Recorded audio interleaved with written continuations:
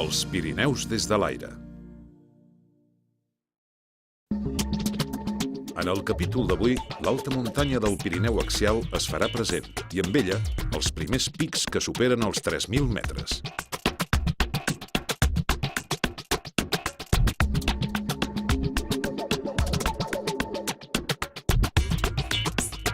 Iniciem la ruta al Pirineu català. Al Ripollès i al Berguedà, els prepirineus tenen un aspecte formidable i sobrepassen els 2.000 metres. Encerclat de muntanyes apareix Castellar de Nuc, escenari del famós concurs de gossos de Tura, els animals que ajuden els pastors a vigilar el ramat. El riu Llobregat neix i inicia el curs en aquestes valls de vegetació densa. Aquí la natura també ha hagut de conviure amb la indústria. La fàbrica Aslan de ciment, de finals del segle XIX, i avui convertida en museu, és la primera que hi va haver a Catalunya. Anem cap al nord per trobar el traçat d'una carretera emblemàtica, la que creua la Collada de Toses. La carretera s'enfila gairebé fins als 2.000 metres i a l'hivern la neu sovint obliga a tancar-la. Aquesta ruta, amb 267 revolts, era la porta d'entrada habitual a la Cerdanya. Però recórrer-la tenia una bona recompensa: arribar a la Molina. La Molina és l'estació més antiga de tots els Pirineus. L'any 2008 es compliran 100 anys de la primera notícia que es té d'esquiadors en aquests paratges. La Molina ha sabut avançar al ritme dels temps, igual que la seva veïna, l'estació de la Masella. Des del cim de la Tossa d'Alp, que domina tota la Cerdanya, davallen dotzenes de pistes que ofereixen un descens vertiginós de gairebé 1.000 metres de desnivell. Els boscos de pi negre doten la Masella d'un paisatge singular. Recentment, les estacions de la Molina i la Masella, en unit esforços i amb el nom d'Alp 2500, permeten als esquiadors divertir-se en els més de 100 quilòmetres de pistes de totes dues estacions. En els últims temps, l'esquí s'ha convertit en un dels motors econòmics més importants de la comarca. Tant pels que només hi són de pas, com pels qui tenen una segona residència, la Cerdanya és, a l'hivern o en qualsevol altra època de l'any, un destí turístic de primer ordre. Damunt d'un turó al mig de la plana ceretana hi ha Puigcerdà, la capital, el centre comercial i turístic.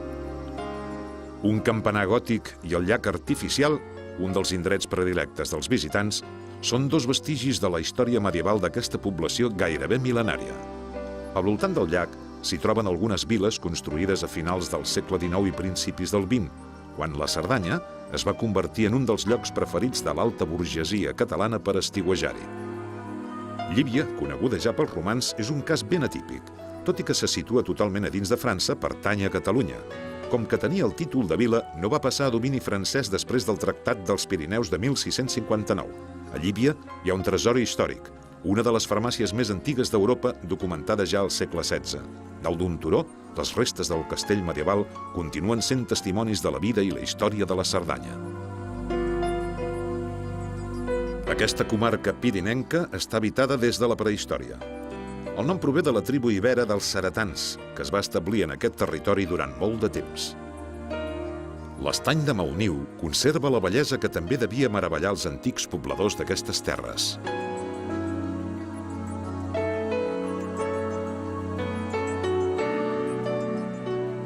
Però des de l'aire, la perspectiva és nova i fascinant.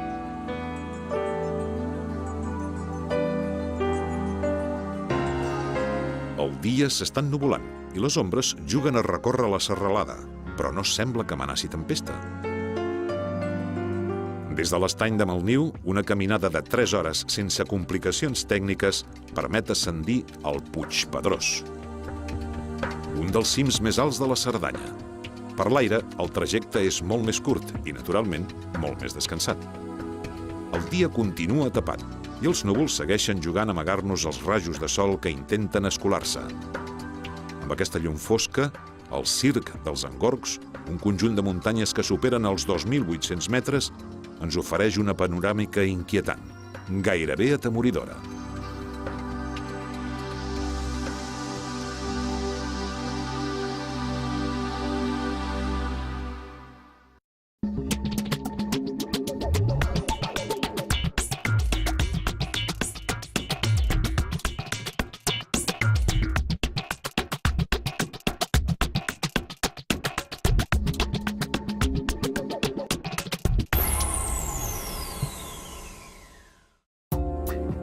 En la llunyania, la neu del Puigmal contrasta amb els colors verds i marronosos característics de la Cerdanya.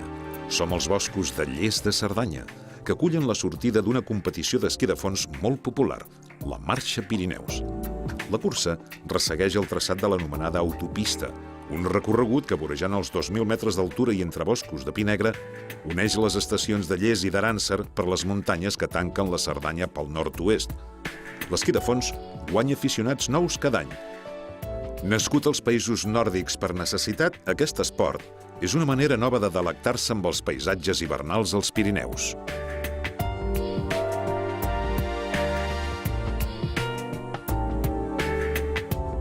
De tornada a la plana ens espera Bellver de Cerdanya, una de les poblacions ceretanes més importants des que al segle XIII el rei Jaume I va ordenar que el camí ral que unia Puigcerdà i la Seu d'Urgell passés pel seu petit nucli habitat. Bellver, i uns quants quilòmetres més enllà Martinet, ja gairebé al límit de la Cerdanya amb l'Urgell, són una bona porta d'entrada al Parc Natural del Cadí-Moixeró. La cara nord del Cadí, majestuosa i desafiant, és la joia d'aquesta serra prepirinenca. Just de sota hi ha escampats uns quants poblets de pessebre. Veient-los, és inevitable pensar en la duresa de la vida de la gent que durant segles ha viscut en aquestes contrades aïllada pel fred i la solitud. Les cingleres imponents de roca calcària del Cadí són un paradís per als amants de l'escalada en roca a l'estiu i en glaç a l'hivern. Curiosament, el vessant sud d'aquestes muntanyes és molt més suau i permet arribar caminant fins a tocar del precipici. El Parc del Cadí-Moixeró és un bon lloc per fer-hi excursions de mitja muntanya, que de vegades tenen el premi d'una vista inesperada. A l'hivern el Cadí és molt més exigent amb qui decideix acostar-s'hi. La neu hi arriba puntual i el paisatge es torna més inhòspit. Molt a la vora, amb una planta que el fa digne de competir en bellesa amb qualsevol cim del món, sobresurt el Pedraforca, un prodigi geològic. La llegenda explica que la muntanya la formen les ruïnes d'un castell sarraí encantat. Però el massís no és només ric en llegendes. Les mines de carbó de Saldes permeten treure profit de la muntanya des de fa més de 100 anys. Cal remuntar de nou per tornar als Pirineus axials. La ruta passa per Berga, lloc de pas des d'èpoques medievals dels que anaven a la muntanya o dels que des de terres pirinenques baixaven a la plana. A més de la festa de foc i soroll de la Patum, el santuari de Caral atrau els que s'acosten a Berga. Des del segle XVIII observa la ciutat des de l'altura, com si la volgués protegir. Passem de llarg del pantà de la Baells i diem adéu al Pedraforca que ens saluda llunyà. La boca sud del túnel del Cadí ens obre la porta per tornar a la Cerdanya. Inaugurat el 1984, fa 5 quilòmetres de llarg i creua tota la serra del Cadí-Moixeró. El túnel del Cadí és també la via d'accés a una zona fins fa poc desconeguda, els Pirineus francesos.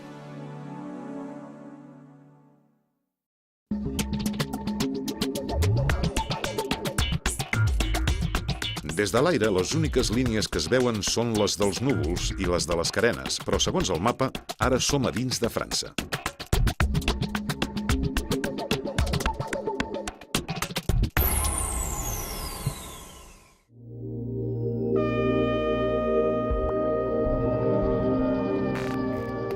Montlluís, a la Cerdanya francesa, és una ciutat emmurallada que es conserva magníficament.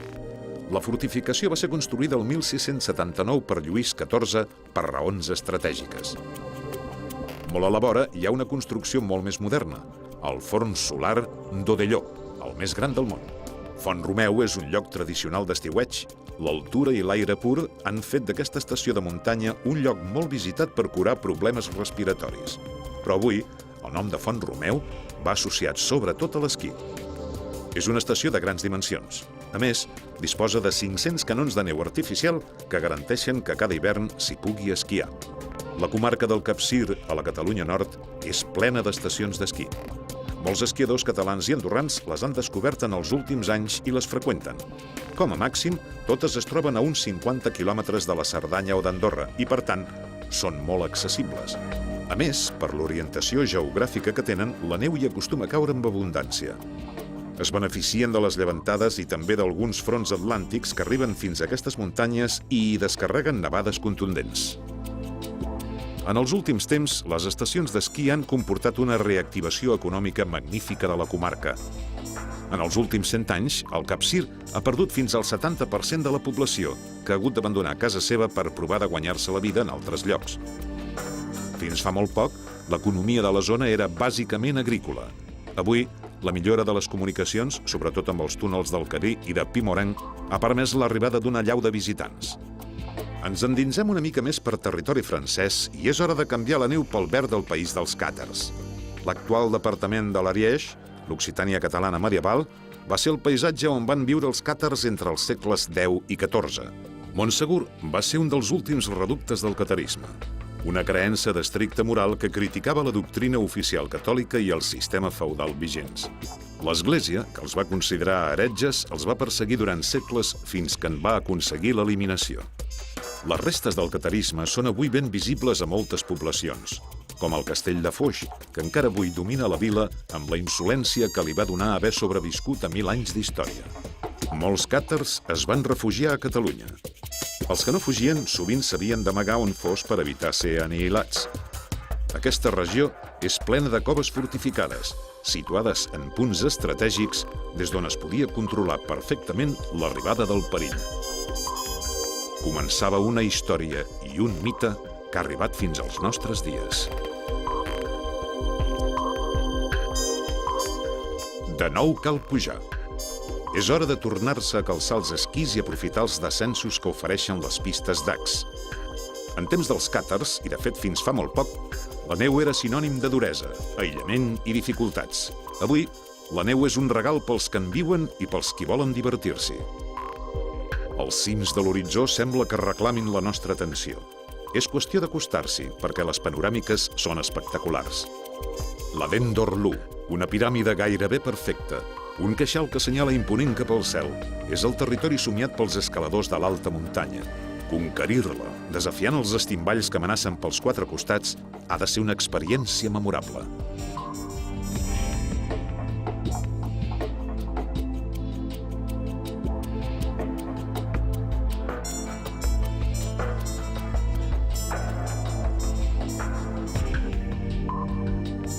A 2.000 metres d'altura apareix l'enorme llac de les Bulloses, joia glaçada del territori muntanyenc de l'Alta Cerdanya dominat pel Carlit.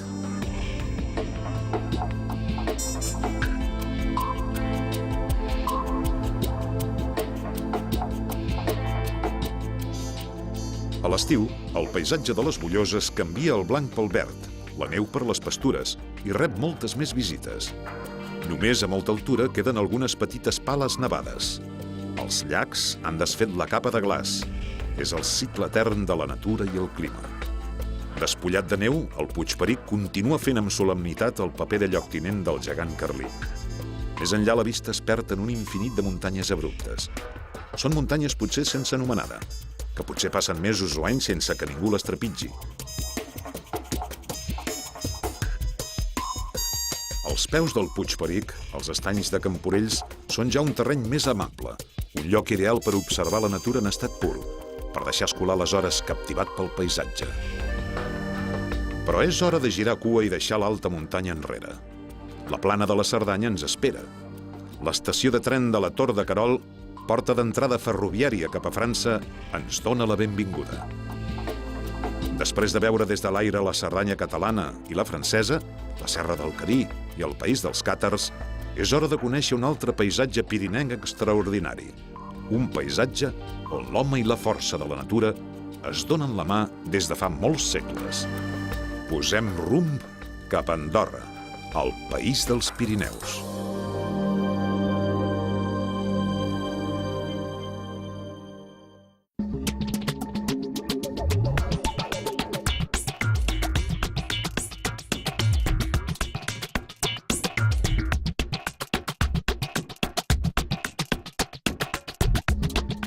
Andorra és l'únic estat situat íntegrament als Pirineus.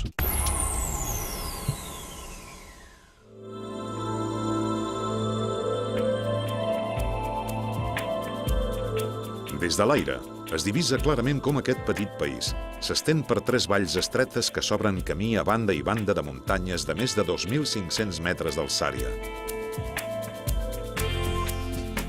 Els gairebé 80.000 andorrans que hi viuen i els prop d'11 milions de visitants que entren cada any a Andorra es troben en un país on la natura és la protagonista principal. I és que el 90% del territori el formen boscos, llacs, rius, muntanyes i prats, i només la resta està ocupada per nuclis urbans i zones de conreu. La tradició diu que l'any 805 Carlemany va fundar Andorra per regalar-la als més de 5.000 habitants d'aquestes contrades que el van ajudar en la guerra contra els sarraïns. Aquesta història no està confirmada, però sí que està provat que la primera vegada que apareix el nom d'Andorra en un document escrit és l'any 839.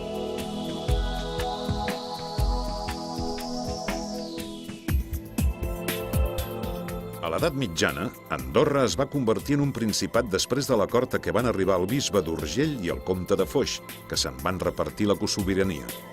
Molt més recentment, el 1993, Andorra ha aprovat la Constitució i ha esdevingut un país plenament sobirà i independent, per bé que manté com a caps d'estat les figures del bisbe d'Urgell i el president de la República Francesa. Tot i que cohabita amb el francès i el castellà, el català és l'única llengua oficial d'aquest país pirinenc. Gràcies a Andorra, l'any 1995 es va poder escoltar de manera oficial el català a la seu de les Nacions Unides. Si fa sol, veure Andorra des de l'aire a l'hivern és una experiència inoblidable. El blanc es mostra amb tota la seva puresa, gairebé encega. Des d'aquí fins a l'infinit tot és un paisatge meravellosament uniforme. I és en aquesta època que Andorra té un protagonista absolut, l'esquí. Des de fa uns 50 anys, Andorra viu l'esquí en primera persona.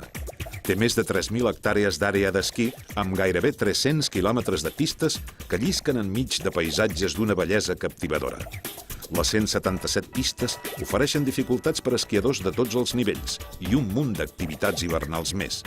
Des de l'aire només es distingeix un color, el blanc de la neu, que hivern rere hivern cau generosa damunt les muntanyes d'Andorra. Administrativament, Andorra es divideix en 7 parròquies. La parròquia més meridional i la primera que dona la benvinguda als que entren a Andorra per la carretera que ve de l'Alt Urgell és Sant Julià de Lòria. La capital dona nom a la parròquia i és una de les poblacions més dinàmiques i amb una vida cultural i social més activa del Principat.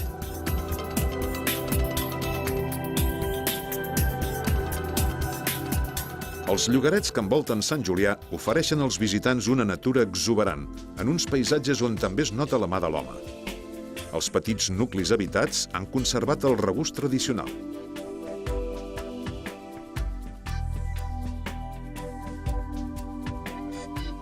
La parròquia de Sant Julià de Lòria té magnífics exemplars de l'art romànic més pur. Ermites que destaquen per la seva bellesa austera. Al poble de Nagol, les ermites de Sant Martí i Sant Cerni sembla que surin en la muntanya, com si la mà de l'home les hagués sabut col·locar en l'únic lloc on era possible fer-ho. El santuari de la Mare de Déu de Canòlic és molt estimat pels lauredians. Cada últim dissabte de maig s'hi celebra la festivitat de la Mare de Déu de Canòlic, amb un aplec multitudinari. A la ratlla dels 2.000 metres trobem la Rabassa, l'estació d'esquí de Sant Julià de Lòria. Natura i tranquil·litat es barregen en aquesta estació ideal per anar-hi en família. La Rabassa és un indret extraordinari per practicar l'esquí de fons i altres esports d'hivern i recorre diferents itineraris per uns paratges fascinants.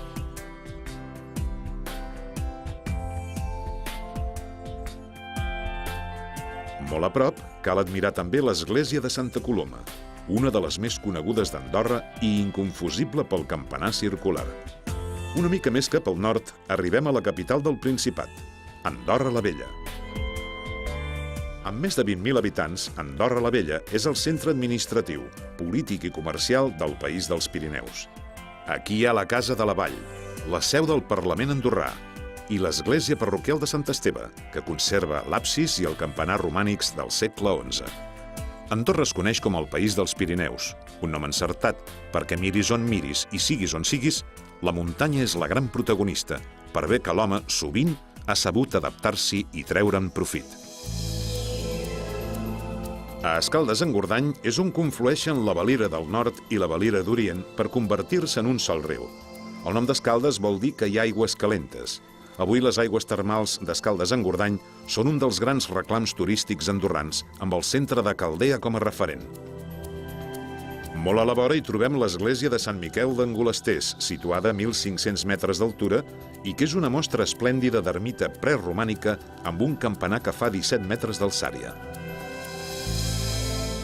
A la parròquia d'Escaldes-Engordany hi ha un espai únic, la vall del Madriu Perafita Claró, declarada per la UNESCO Patrimoni de la Humanitat. Des de l'aire aquesta vall, que ha sabut conservar el paisatge natural i cultural des dels temps medievals, és d'una bellesa aclaparadora. Bordes, feixes, pletes, cabanes de pastor són la mostra que des de fa molt de temps l'home ha sabut treure profit d'aquest territori. Des d'aquí es contemplen uns Pirineus en estat pur, un paradís per als amants de les muntanyes i dels paisatges infinits, uns espais que durant segles ningú no havia vist ni trepitjat. Fins fa molt poc, la muntanya era un territori inhòspit, només freqüentat per l'home en cas de necessitat. Avui molts homes i dones han descobert el plaer de pujar muntanyes tan sols per tornar-les a baixar i endur-se el record de la seva bellesa. Cada moment de l'any té uns colors diferents. Els verds i els marrons dels prats i els pedregars estiuencs queden soterrats pel mantell blanc de la neu a l'hivern. El Pas de la Casa és el punt d'unió tradicional entre Andorra i França, i més, des que a finals dels anys 50 del segle passat es va inaugurar la carretera que creuava el port d'en Valira. Ja que era lluny l'any 1956, quan es va inaugurar el Pas de la Casa sota el pic d'en Valira, el primer remuntador mecànic. Avui, l'esquí s'ha convertit en un fenomen de masses i són molts els qui trien les pistes d'Andorra per practicar el seu esport preferit. Pas de la Casa Garau Roig ha estat sempre una estació pionera. L'any 1986 va ser, per exemple, la primera de disposar de canons de neu artificial ideals per quan l'hivern no és gaire generós. Baixant cap en camp, passat, present i futur es donen la mà en aquesta vall. Segles enrere, l'home s'hi va saber establir per començar a conquerir un territori fins aleshores temut i desaprofitat. Avui, infraestructures com el nou túnel de les dues Valires són l'exemple de com canvien els temps.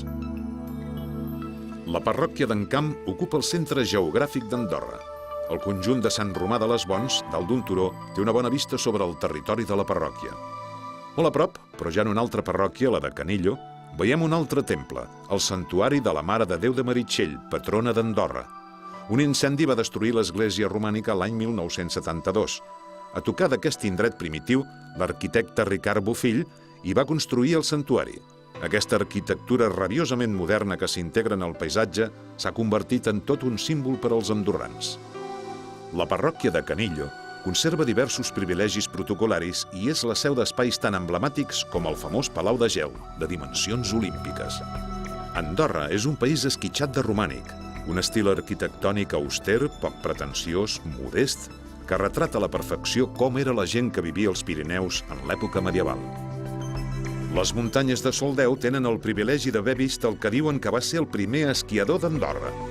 Segons s'explica, l'any 1924, el carter de Soldeu va decidir fer servir uns esquís de fusta rudimentaris per poder fer la seva feina amb més comoditat a l'hivern. L'estació de Soldeu al Tarter es va unir la temporada 2003-2004 a les de Pas de la Casa Garau Roig. Juntes formen Gran Valira, un territori blanc descomunal, el domini esquiable més gran dels Pirineus. Són 193 quilòmetres repartits en 110 pistes que han convertit Gran Valira en un dels centres hivernals més espectaculars d'Europa. A l'estiu, l'esquí deixa pas a molts altres esports de muntanya. La Vall d'Incles és, per exemple, ideal per practicar-hi senderisme. Seguint itineraris de poca dificultat és possible arribar a indrets com l'Estany de Juclar, el més gran d'Andorra.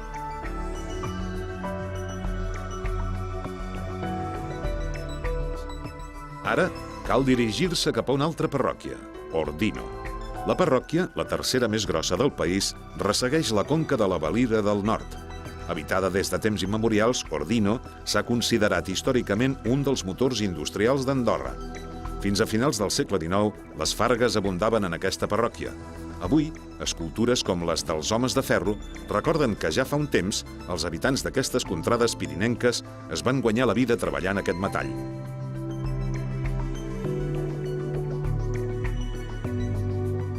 Aquí es va escriure al segle XVIII el Manual d'Igest, anomenat la Bíblia andorrana, que recull la història, la forma de govern i els usos i costums d'aquest país pirinenc. La parròquia de la Massana també és rica en patrimoni arquitectònic. En aquesta vall, una de les més amagades i més tranquil·les d'Andorra, hi ha mostres d'art romànic magnífiques. Fer la ruta per les diverses esglésies d'aquesta parròquia és descobrir un paisatge que s'ha conservat gairebé inalterable amb el pas del temps. A més del romànic, un altre gran atractiu de les parròquies d'Ordino i de la Massana és l'esquí. Ordino Arcalís i Palarinsal, avui amb el nom de Vall Nord, han sumat esforços i ofereixen gairebé un centenar de quilòmetres de pistes de neu d'una qualitat gairebé sempre insuperable. Abans de sortir d'Andorra, no podem deixar de retre homenatge al Coma Pedrosa, a la parròquia de la Massana. El cim andorrà de més alçària es mostra amb tota la majestuositat com si fos ben conscient del lloc de privilegi que ocupa. Altiu, el Coma Pedrosa, gairebé pot parlar de tu a tu amb un altre colós dels Pirineus. La veïna Pica d'Estats, que molt a la vora treu el cap a l'horitzó i ens convida a acostar-nos-hi.